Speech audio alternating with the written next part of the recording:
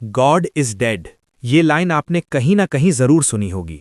लोग सोचते हैं कि नीत्शे एक नफरत करने वाला एथियस्ट था जो धर्म को खत्म करना चाहता था। But trust me, it's not what you think. Nietzsche कोई जश्न नहीं मना रहा था, वो असल में टेरिफाइड था। उसने ये 1880s में कहा था, लेकिन ये आज के इंस्टाग्राम, एआई और डिप्रेशन के दौर की सबसे बड़ी सच्चाई है।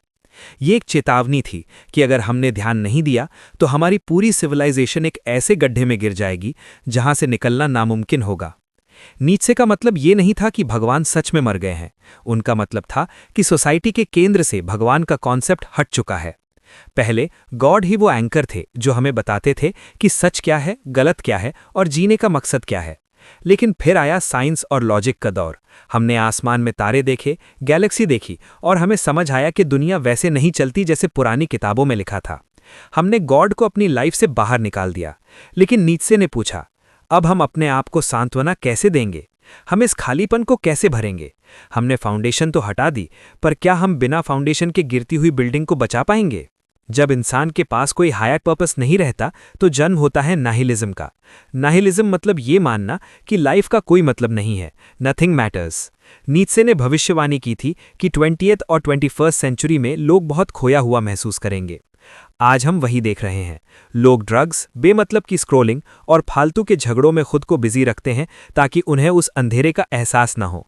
नीत्शे ने इन्हें द लास्ट मैन कहा है, वो इंसान जिसे सिर्फ कंफर्ट और एंटरटेनमेंट चाहिए। उसे कोई महान काम नहीं करना, उसे बस चिल करना है। तो क्या कोई उम्मीद है? यस। नीत्शे ने एक कॉन्सेप्ट दिया, द ऊबरमेंश। नीत्शे ने कहा, इंसान एक रस्सी की तरह है जो जानवर और ऊबरमेंश के बीच बंधी है। ऊबरमेंश वो है जो इस गॉडलेस वर्ल्ड के दुख से हारता नहीं है।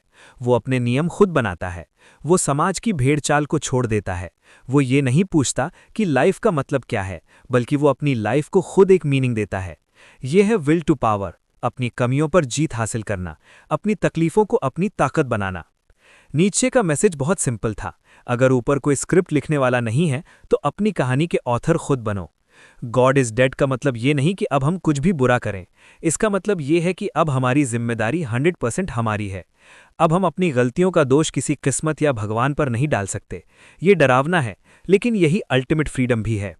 नीत्शे ने कहा था, he who has a why to live can bear almost any how. जिसके पास जीने की वजह है वो किसी भी मुश्किल को सह सकता है। तो सवाल ये है, क्या आप उस अंधेरे में गिर जाएंगे या आप खुद अपने सूरज बनेंगे? तो दोस्तों, नीत्शे का ये सफ़र यहीं ख़त्म नहीं होता। ये तो बस आपकी शुरुआत है। अब फैसला आपके हाथ में है।